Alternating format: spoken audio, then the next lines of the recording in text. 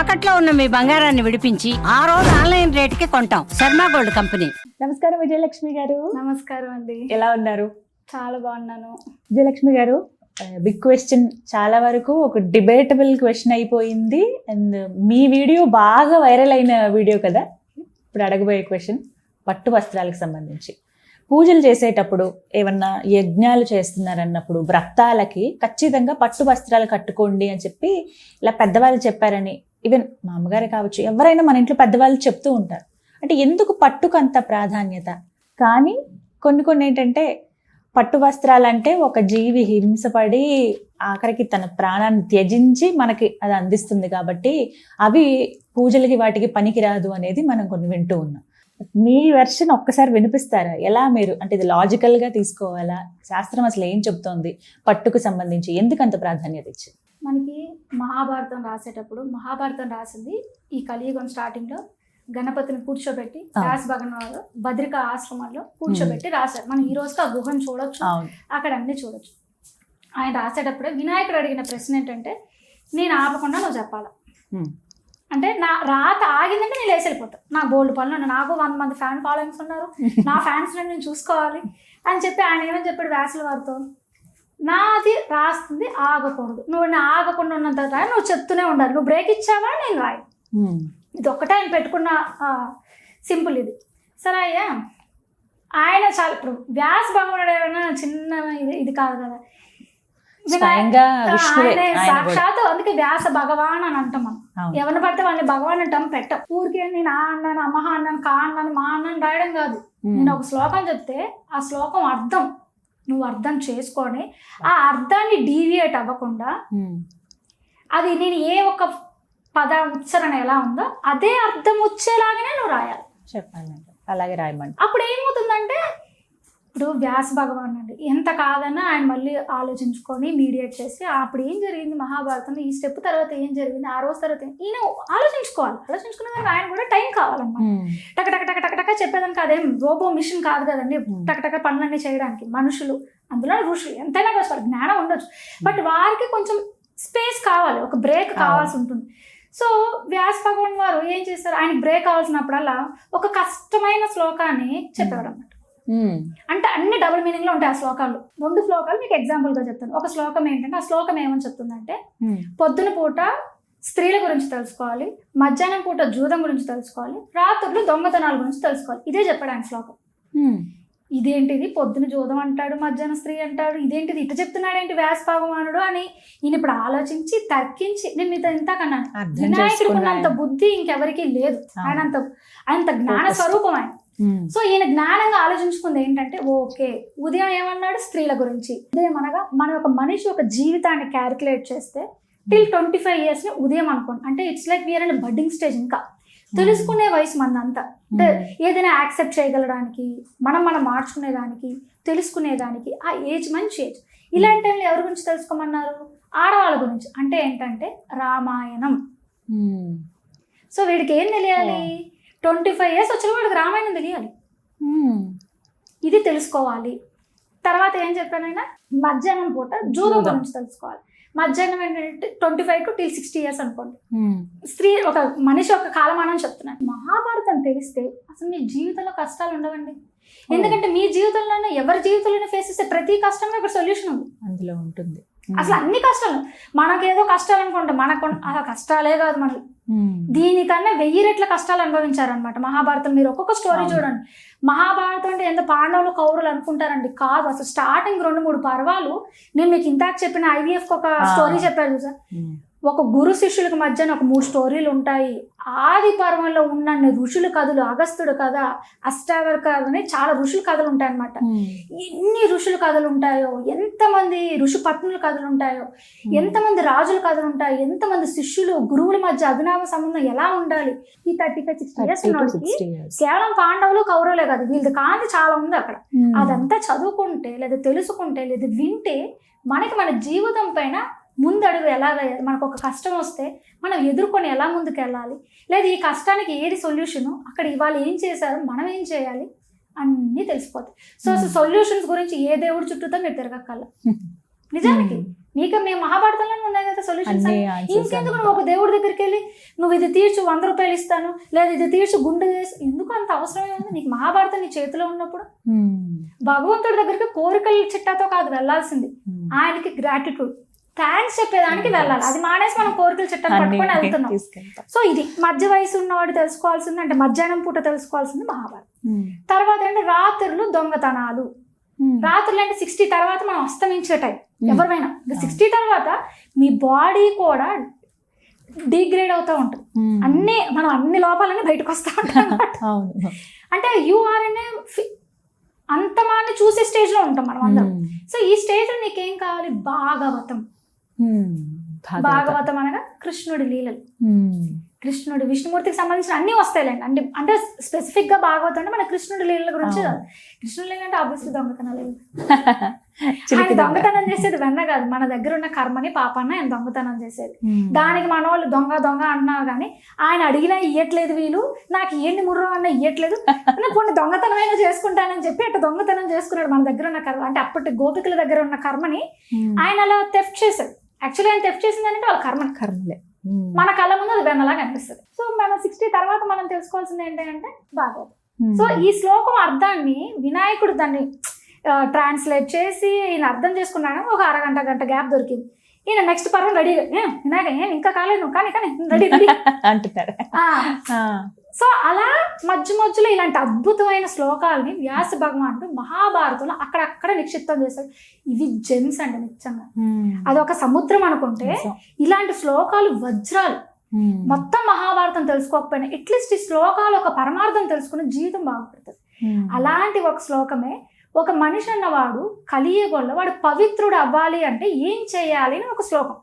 దానికి ఇది కూడా ఇట్లా డబుల్ మీనింగ్ గానే ఉంటుంది ఆ శ్లోకం. ఒకరు కక్కింది తినాలి, ఒకరు ఎంగిల్ చేసింది తాగాలి, ఒక శివుడి నిర్మాలయాన్ని వాడాలి, లేకపోతే సగం పైన దుప్పటి కప్పుకోవాలి, ఒక కాకి ఒక ఇది దాని నుంచి పుట్టింది నువ్వు తిరగాలి, ఇట్లుంటది ఆ శ్లోకం. ఆ శ్లోకం ఏంటంటే ఇదే శివ నిర్మాలయం అంటే గంగా ఒక నీటితో నువ్వు పునీతుడు అవుతావు, నువ్వు పవిత్రుడు అవుతావు. ఎంగిలి ఏంటంటే దూడ ఎంగిలి చేసిందే పాలు, ఆ పాలు తాగా నువ్వు దినదినము పవిత్రుడు అవుతావు. అంటే ప్రతినిత్యం నువ్వు ఆ పనులు చేయడం వల్ల నువ్వు పవిత్రుడు అవుతావు, తద్వారా నువ్వు భగవతి ఒక ఆరాధనకి నువ్వు ఎలిజిబుల్ అవుతావు. ఇంకొకటి కక్కినది అంటే ఎవడైనా మనం వాసన పక్కకి వెళ్ళిపోతాం. మరి తేనె కక్కిందే కదా, తేనెటిగా కక్కిందే తేనె. సో ఒకటి కక్కింది, ఒకటి సగం పైన దుప్పటి. ఇందులోనే సగం పైన దుప్పటి అంటే పట్టు వస్త్రాలు. పట్టు పురుగుని భగవంతుడు, పట్టు పురుగుని వదిలేండి, ఇప్పుడు మనకి 84 లక్షల జీవరాశులు అండి మనం అందరం, 84 జీవ. ఒక్కొక్క జీవరాశికి ఒక్కొక్క పర్పస్ ఉంది. ఇప్పుడు అలా అనుకుంటే మనం అందరి ఇళ్ళలో వుడ్ ఉంది, టేకు చెట్టును చంపి లేదా నరికేసి నువ్వు టేకు చేసుకుని ఇంట్లో పట్టు పరుపులు వేసుకుని నువ్వు పడుకోవచ్చు, అది తప్పులేదు, అదేమి శాస్త్ర విరుద్ధం కాదు. అక్కడ నువ్వు చెట్టు నరికేలేదు, ఆ చెట్టు మీద ఆధారం ఉన్న పక్షులు ఇవేమి పాడవల. కానీ పట్టు వస్త్రం దగ్గరికి వచ్చేసరికి అది శాస్త్రం సనాతన ధర్మం ఇట్లా హింసను ప్రేరేపిస్తుందా, దేవుడికి హింసిస్తే దోషం అనే పిచ్చి పిచ్చి ఆలోచనలు ఎందుకు వస్తాయి?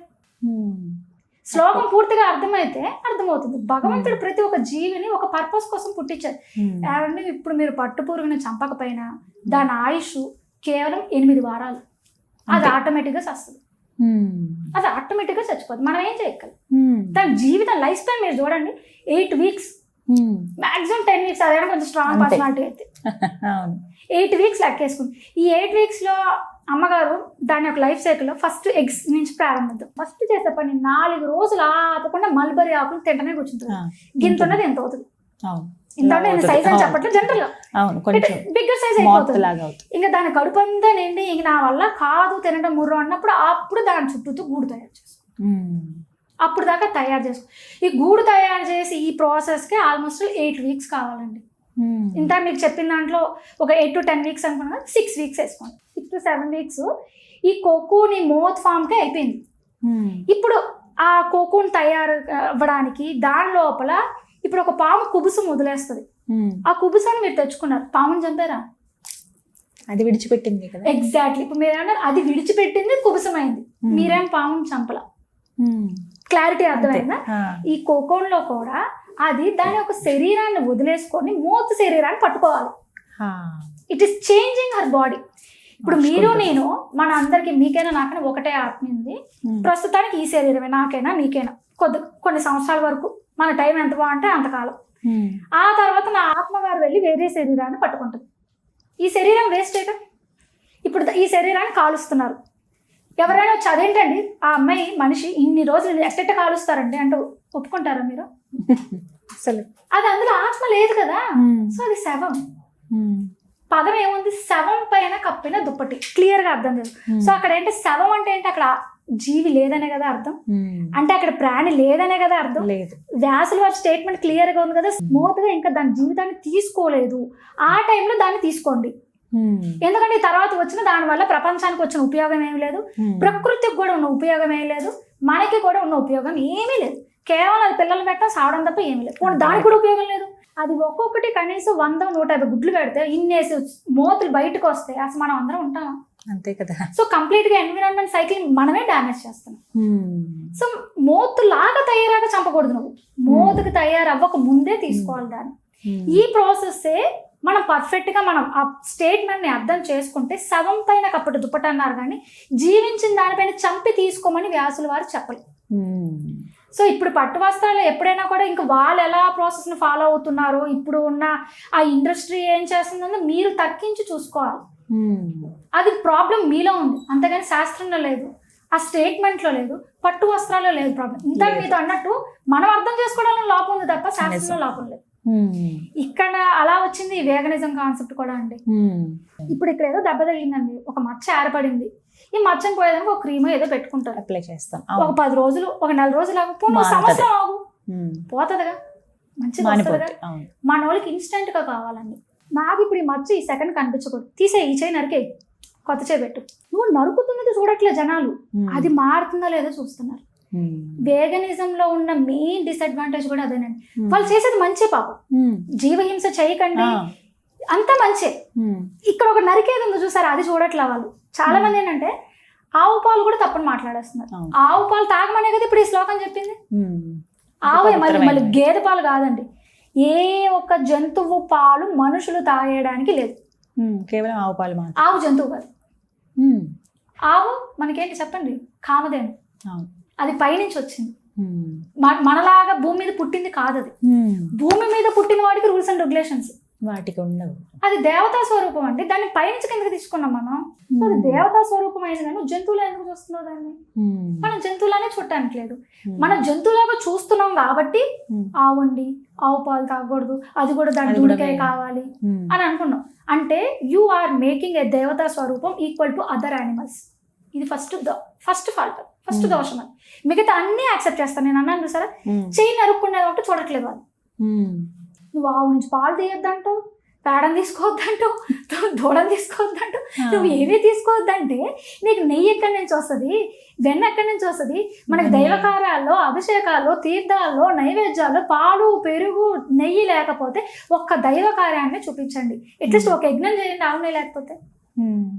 ఎక్కడైనా బర్రెనయ్య అని చెప్పారా?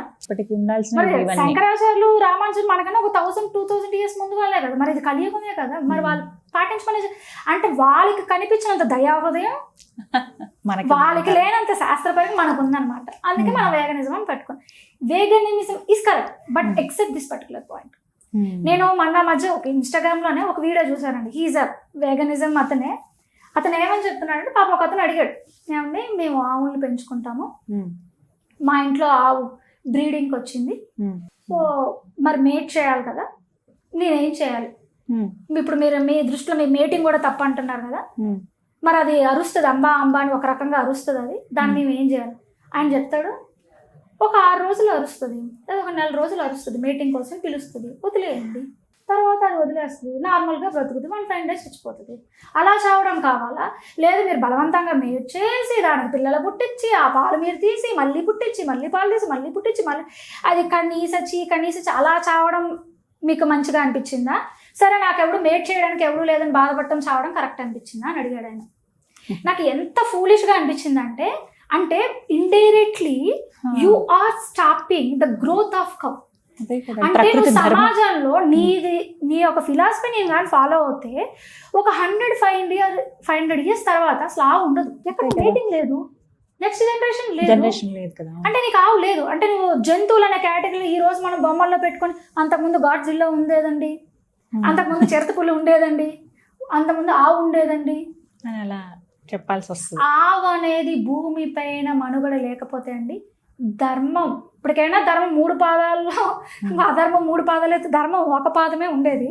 ఆ ఒక్క పాదం కూడా ఉండదు. సో వీళ్ళు ఇండైరెక్ట్ గా తెలుసో తెలియకో అధర్మాన్నే వీళ్ళు చెప్తున్నారు. మిగతా అన్ని కరెక్ట్. నేను ఇందాక అన్నట్టు మిగతా అన్ని కరెక్ట్. నువ్వు మంచిదే, అహింసను నువ్వు ఇచ్చేస్తున్నావు, నాన్ వెజ్ తినద్దని చెప్తున్నావు, అన్నీ కరెక్టే. కానీ చివరికి ఆవుని జంతువుగా చూసినంత కాలం వాడికి అంతే అర్థమవుతుంది. అండ్ మనకి శాస్త్రమే చెప్పిందండి, మిగతా అన్ని జంతువులు పాలిచ్చే ఆల్ మ్యామల్స్ కైండ్ కిందకి అన్ని కూడా కేవలం ఆ బిడ్డకి ఇచ్చేంత పాలే ప్రొడ్యూస్ చేస్తాయి. They won't produce more. ఇప్పుడు మనం హార్మోన్స్ ఇంజెక్ట్ చేసో ఏదో చేస్తే 1 లీటర్కి 10 లీటర్ ప్రొడ్యూస్ చేసేలాగా మనం ఇస్తున్నాం దానికి, అదర్వైజ్ ఇట్ వోంట్ ప్రొడ్యూస్. కానీ ఆవుకి మీరు హార్మోన్స్ ఇచ్చినా ఇవ్వకపోయినా కూడా దాని పొదుగులో ఉన్న 4 2 దూడకైతే 2 మనుషులకి. అది శాస్త్రమే చెప్పింది. నువ్వు తాగు, నీకు దోషం లేదని అదే చెప్పినప్పుడు మనకెందుకు నెత్తి? ధర్మరాజు చేసిన పని అదే. కృష్ణుడు బుద్ధిగా వచ్చి రే అశ్వత్థామ హత అని ఒక డైలాగ్ చెప్పరా బాబు, నీకు దండం పెడతానంటే నేను తప్పు చెప్పను, నేను అబద్ధం ఆడను, నేను సత్యహరిశ్చంద్రుని. ఒక నిమిషం అయితే నా అబద్ధం ఆడినందుకు ఒక 10 నిమిషాలు నరకంలో ఉండాల్సి వచ్చింది. నిజానికి అప్పుడు అబద్ధమే ఆడాడు. కృష్ణుడు చెప్పుంటే అది నిజమయ్యేది. ఈయన సొంత తెలివి వాడాడు, నరకంలో వాడు. అదేంటంటే నేను కుంజరాన్ని నిజమే చెప్పాను కదండి అని అడిగాడు పోయి యముడు గారు. రే నీ కృష్ణుడు ఏం చెప్పాడు? చెప్పమన్నాడు. నీకెందుకురా నెట్టు, నువ్వు చెప్పుంటే అసలు నీకు ఏ కాలం యాడ్ అయ్యేది కాదు కదా, నీ బుర్ర వాడినావు, ఇప్పుడు నువ్వు బుర్ర వాడినావు, నీకేను కావాల్సి వచ్చింది. మళ్ళీ కుంజరా అని ఆయన చెప్పాల్సి వచ్చింది లాస్ట్ లో. అంటే గట్టిగా ఇది చెప్పాడు, కుంజరాని చిన్నగా చెప్పుకున్నాడు. నువ్వు నెమ్మదిగా చెప్పి ఇప్పుడు చెప్పకపోతే వచ్చి నష్టం ఏముంది? ఇంకా నువ్వు నెమ్మదిగా చెప్తుంది ఇటుగా అన్నాడు, ఆయనకి తెలియదు, నువ్వు అనకపోతే వచ్చి నష్టం ఏముంది?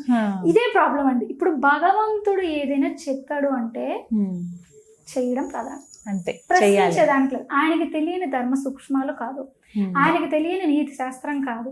అసలు శాస్త్రాలు వేదాలు అన్ని ఆయనలో నుంచి వచ్చినవే కదా.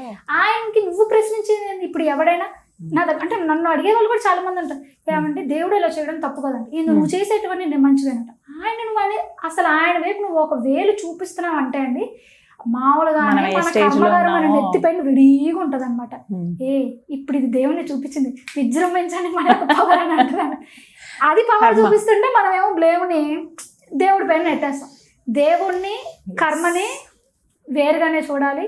మనకి కర్మ అంటుకోకూడదంటే ఈయన్ని శరణనాలి, ఆశ్రయించాలి. సో ఈయన ఏది చెప్తే అది చెయ్యండి, తప్పకుండా. ఆయన ప్రశ్నించేంత టాలెంట్ మన ఎవరికి లేదు. నీకన్నా శంకరాచార్యులు, రామానుజాచార్యులు లాంటి వాళ్ళే అక్కడ ఏది ఉందో అది పాటించారు. వాళ్ళకున్నంత జ్ఞానం మనలో 1% ఎంట్రికి మందం కూడా మనకి లేదు. లేనప్పుడు మనం ఏం చేయాలి? అంతటి వాళ్ళే పాటించినప్పుడు నీకు వస్తున్న నొప్పి ఏంటి, శుభ్రంగా పాటిస్తే అయిపోయింది. చాలా బాగా చెప్పారు. లాంగ్ ఇంటర్వ్యూ, బట్ చాలా టైం తీసుకుని, అంటే ప్రతి విషయం అలా గుర్తుంచుకోవటం కూడా గ్రేటే. మీకు ఆ సాధన మీకుంది, అది అర్థమవుతుంది. బట్ అంటే ఏదో ఒక రకంగా ఖచ్చితంగా ఇదైతే బిలీవ్ చేస్తాను నేను. మేబీ ఇంత భక్తి ఫీల్డ్లో ఉన్నందుకేమో కానీ దేవుడు కొంతమందిని ఎంచుకుంటాడు, అవి చెప్పే మార్గాలుగా వాడుకోవడం, అది మన అదృష్టం. మనం అలా ఉపయోగపడడం అనేది. ఇందాక అన్నట్టండి, ఇప్పుడు మన కాలుకున్న చెప్పు ఉందండి, మనం బురదలో నడుస్తున్నాం, అది మన ఏం అడగదు కడగమని, మనం కడుక్కుంటాం మన చెప్పులు. అది అడిగిందా నన్ను కడుగు, నాకు బురద అంటుంది అని అడిగిందా? అడగదు, కడుక్కుంటాం. ఇంకా అది కొంచెం కాస్ట్లీ అనుకోండి, తాళం కూడా వేసి పెడతాం చెప్పులు స్టాండ్కి. అది అడిగిందా నన్ను దాచిపెట్టమని? అది అడగల. అలా భగవంతుడికి మనం నిజంగా చెప్పు వలే ఉండాలి. ఆయన మనం నెట్టైనా వాడుకున్నాడు. నాకు బురద అంటుకుంటే ఆయనకి తెలియదా క్లీన్ చేసుకోవాలని? నాకు బురద అంటే క్లీన్ చేయి అదేమన్నా మనం అడిగిందా? సో మనం ఎప్పుడైతే భగవంతుడికి ఒక పరికరంగా ఉన్నామో, అంటే ఇప్పుడు పరికరం మీకు అర్థం అవడం వల్ల చెప్పు ఒక ఎగ్జాంపుల్ గా చెప్పాను. నిజానికి ఆయన చెప్పులు కాకుండా మనం బాగుపడ్డట్టే. ఒక పరికరంగా ఒక పెన్ను, ఇప్పుడు నేను పెన్నుతో మంచిగా రాస్తున్నాను, ఒక ఆర్ట్ వేస్తున్నానండి. ఒక ఆర్ట్ గీసినాక ఒక కళాకారుడు ప్రదర్శనలో పెట్టాడు, నా ఆర్ట్కి 1,00,000 రూపాయలు అని చెప్పాడు. మధ్యలో ఆ పెన్ను ఆవిడ వచ్చి నేను గీసాను నాకేంటి డబ్బులు అంటే, గీసింది ఎవరు? కళాకారు. ఇది ఒక సాధనం, ఒక పరికరం. సో ఆ పరికరం వీడు చెప్పినట్టు అది వినింది కాబట్టి అంత చక్కగా రిజల్ట్ వచ్చింది. ఎప్పుడైనా ఈ పరికరం నువ్వు తప్పు గీస్తున్నావు నేను గీస్తా అని అది చేయడం బిహేవ్ చేస్తే ఈయన ఈ పరికరాన్ని వాడుకుంటాడా? అవతల పడేసి కొత్తది ఇప్పుడు పరమాత్మ మన లోపల కూడా అట్టే ఉన్నాడు. ఆయనకి నేను పరికరం అని చెప్పి సరెండర్ అయ్యాను అనుకోండి, ఆయన ఎట్టయినా వాడుకుంటాడు. నువ్వు అడగడానికి లేదు. బురదంటినా మనం అడగకూడదు, మనకి కిరీటమై పెట్టినా మనం అడగడానికి లేదు. ఇప్పుడు అదేదో మనం అంటాం చూసావు, కనకపు సింహాసనం పైన సొనక మనం కూర్చుండి పెట్టినా అని, నువ్వు తీసుకొచ్చి సింహాసనం పైన కూర్చుని నువ్వు అడిగేదానికి లేదు. సో అది కంప్లీట్ సరెండరెన్స్ అంటే అది. సో నీకు నిజానికి రేపు పొద్దున్న నన్ను ఎవరైనా తిడుతున్నా అది నన్ను కాదు, ఆయన ఏదో అని ఉంటాడు, వాళ్ళు పడుతున్నారు, ఆయనకి నాకు సంబంధం లేదు అంతే. అలానే అనుకో. మంచి ఒక్కటే కాదండి, చెడైనా ఏదైనా ఆయనకే ఇవ్వాలి. స్వామి స్వామి మీకు ఎందుకులే చెడు, చెడు ఒక్కటి నేను ఉంచుకుంటాను, మంచి ఒకటి మీకు ఇస్తాను అంటాను కూడా లేదు. మీరు భగవద్గీత 11వ అధ్యాయం 17-18లో అదే ఉంటుంది. ఆయన ఏమని చెప్పి, సర్వధర్మాలు అన్ని ధర్మాలు వదిలేయ్యా, నన్ను పట్టుకో, అందులో అన్ని ఉన్నాయిగా, మంచి చెడు అన్ని ఉన్నాయి అంతే. చెడైనా మంచైనా ఏదైనా నువ్వు చేపిస్తున్నాను. మళ్ళీ ఇది పట్టుకుని కొంతమంది ఏంటంటే, అయితే నేను ఒకరిని హత్య చేస్తాను, భగవంతుడు నన్ను హత్య చేయమన్నాడు అని అనుకుంటానంటే కుదరదు. దీనికి కొన్ని లిమిటేషన్స్ ఉన్నాయి. నువ్వు వన్స్ అసలు ఆయన నిన్ను చేస్తున్నాడంటే అసలు భావన నీకు రాదు. భావన వచ్చాక కాదు, ఆ భావన ఉన్నాడు ఆ పని చేయడు. అది. సో మనకి సనాతన ధర్మంలో ఉన్న మెయిన్ కీ పాయింట్ ఏంటంటే భావన ప్రధానంగా ఉంటుంది. మనసులో భావనే చాలా కీ. మీరు భావించి చేసేది ఆయనకు అందుతుంది.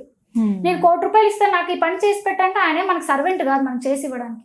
మన భావనే చూస్తాడని. ఓకే, వీడి 1 కోటి రూపాయలు నాకు ఇస్తున్నాడంటే వీడు ఏం ఆశించి చేస్తున్నాడో అది మంచిదా చెడ్డదా చూసి అప్పుడు మనం అనుగ్రహిస్తాడు. Otherwise no. చాలా బాగా చెప్పారు. Thank you so much for your time. డెఫినెట్గా మళ్ళీ మాట్లాడదాం, మళ్ళీ ఈసారి ఫ్రీ టైం ఉన్నప్పుడు.